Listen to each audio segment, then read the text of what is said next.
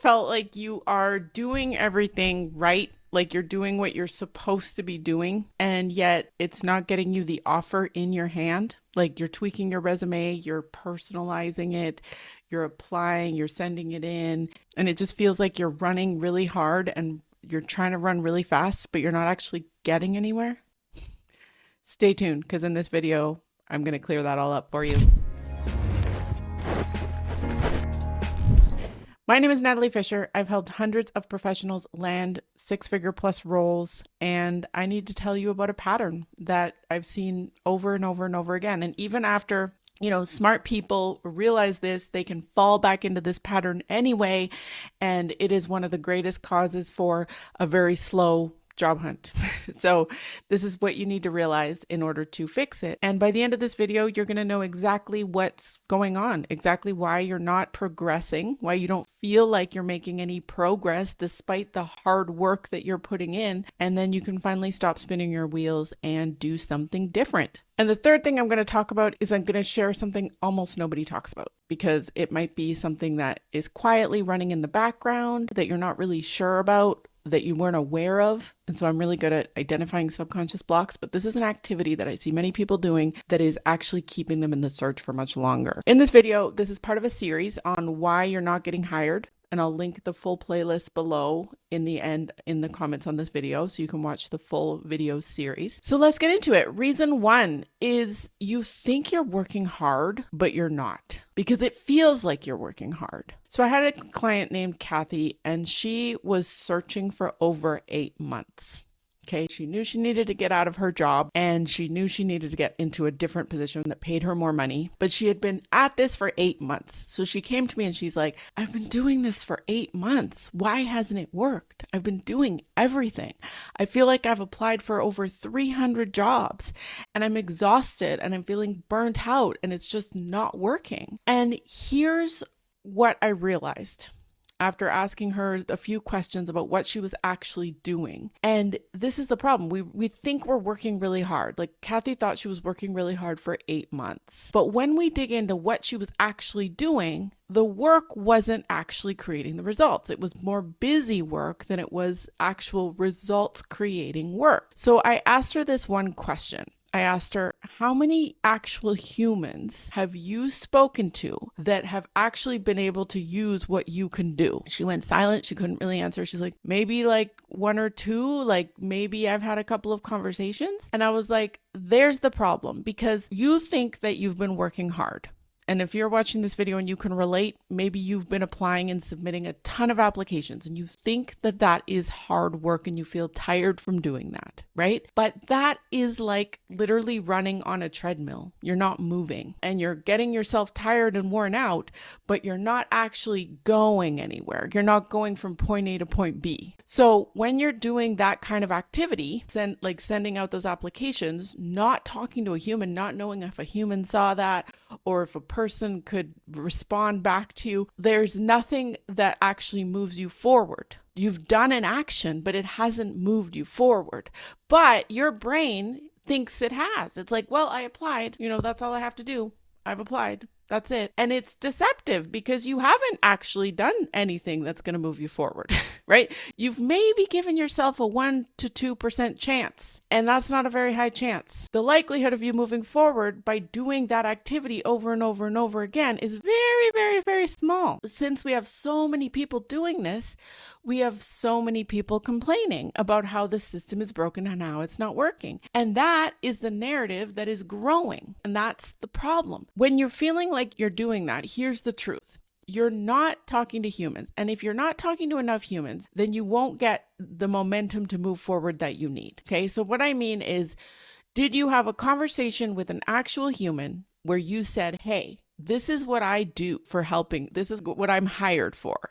I can help you do this, this, and this, and this in your department. Would you like to hire me? Yes or no? And if you're not actually getting a response that from a human that says no, then you haven't moved yourself forward at all.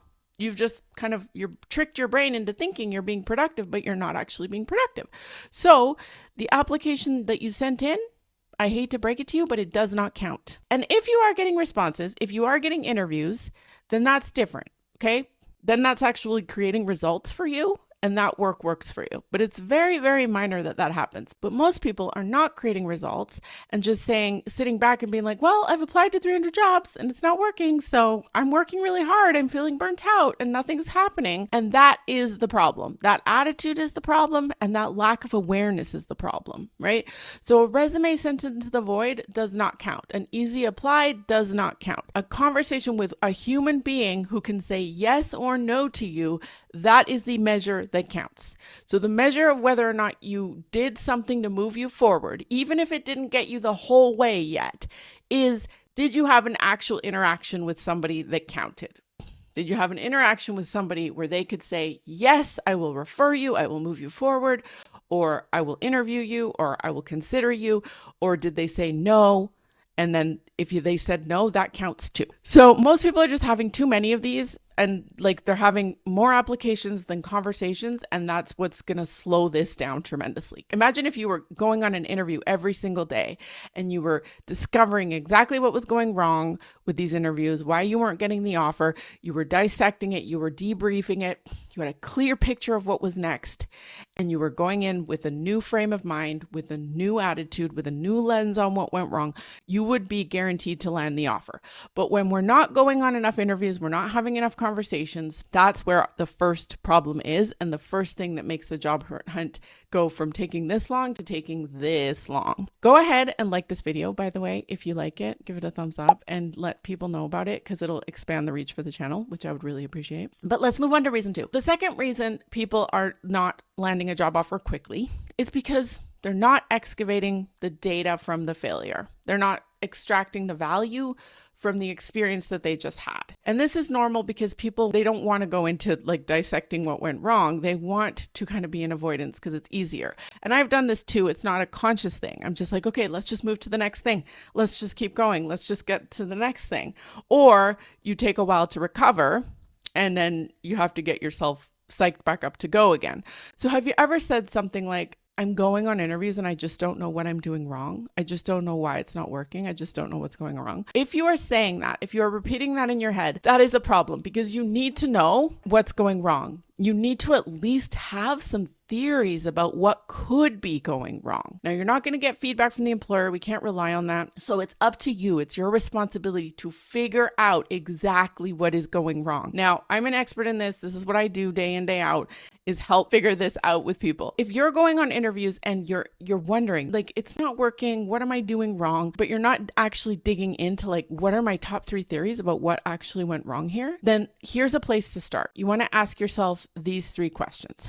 Were you sure that you communicated your values so clearly that it was beyond a shadow of a doubt that you would contribute at least double the value that you were asking to be paid? Question 2. Did you tell stories so specific that they felt pulled into what you were saying and they could see exactly how they applied to what they're doing and how that is going to fix their problems? 3, did you ask questions that showed them the kind of hire you'd be? Did you ask questions that made them think? Most people are leaving interviews hoping. They're like, I don't really know. I think I did okay. I think I did great. But there are ways that you can actually figure this out very clearly. Inside my program, there's a method called questions versus answers. And in that method, I show you how to pinpoint specifically how to figure out what it is they need. Like what it is they need you to say, exactly how you need to say it. Because most people, they won't know that and they'll just be kind of shooting at a moving target. It won't make any sense because you'll be like, I hope I got that answer right. I hope that's what they needed to hear. I hope I said it right. And you can't know that unless you have some information first. And I show you exactly how you need to get that. You need to switch the interview dynamic. You need to be able to do that in a way that really resonates with them. So every interview that doesn't turn into an offer is clear information. You just haven't done the work to extract it yet. But most people avoid it. They don't look at it. They just want to go to the next thing, or they spend some time being in that disappointment or despair. I have a full comprehensive program, by the way. It's called Mindset to Hired, and it'll help you with every single individual step of this. How to have these conversations, how to do debriefs, how to debrief your interview so that you have those top 3 theories of what went wrong. And if that's happening to you and that's something you'd like help with, I'll put the link in the notes below so you can find it. Next reason is you're engaging in drama. Now, this one is not one that's fun to hear. People don't like it, and it might sting a little bit, but I can't tell you how much drama there is out there and how easy it is to get pulled into it, right? The brain kind of is attracted to the drama. So you might see somebody's post online that says, the hiring process is broken. These are all the steps I had to go through, and then I got ghosted. Or you might see somebody posting about how they got rejected because they were overqualified, and they'll make a post about how unfair that is. Or any number of posts that you might see about people putting out there this drama, and then it attracts more drama because people are like, oh yeah, that happened to me too. Oh yeah, that's me too. Oh yeah, I totally relate. And what's happening there is the people posting and the people engaging and responding to the post are just contributing to the drama and growing the drama. And then the drama is actually taking you out of the focus that you need to be communicating your value better, to be telling your stories more precisely, to be actually refining what's actually going to get you the position, right? The drama is for the masses. It is for the people who want to waste their time there. That is not for the people who are winning. And from someone who's coached hundreds of people who have landed job offers in the last 12 months, I can tell you the people who are engaging in the drama are not winning. People who are winning don't have time to engage in that drama. They're too busy figuring out exactly what they need to do next, how their top theories for improving what they just did and going again. That's what speeds up the process. That's what makes it fast. So there it is, the 3 reasons. You're measuring the wrong things. You're tricking your brain into thinking applications are productive. And then you're not having enough conversations. Not enough humans are saying yes or no to you on a daily, weekly basis. You're not learning from your failures. You're just repeating them without knowing, right? You don't know what you don't know. I didn't know this for a long time either, so I'm not judging. I'm just saying you have to learn from your failures, and that is a skill. You have to do a better job of learning from your failures. You can't go into your next interview not knowing what you did wrong, or you're engaging in drama, and that is not necessary, and it is not helpful in any way, shape, or form. Once you recognize these patterns, you can finally break free. You can stop doing them. You can focus. You can make things go faster for you, because trust me, things can move very quickly.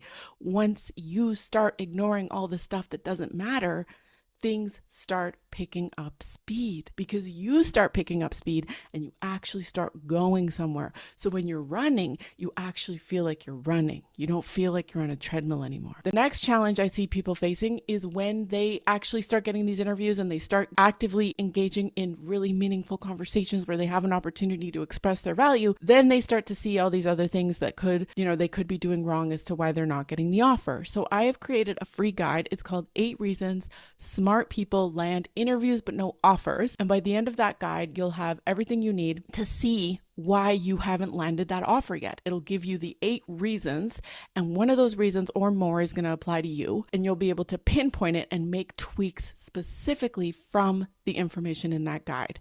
And I can't tell you how much feedback I've gotten on that guide. It has helped people land offers directly. It has helped people progress to the next level, to final rounds in big companies, and you can grab that guide completely free. All you have to do is click the link below. So I will see you in the next video. Like the video. Thumbs down if you didn't like it. I will see you in the next video. Remember, this is part of a series, why you're not getting hired, and I'll link the video to the whole series below. Bye-bye.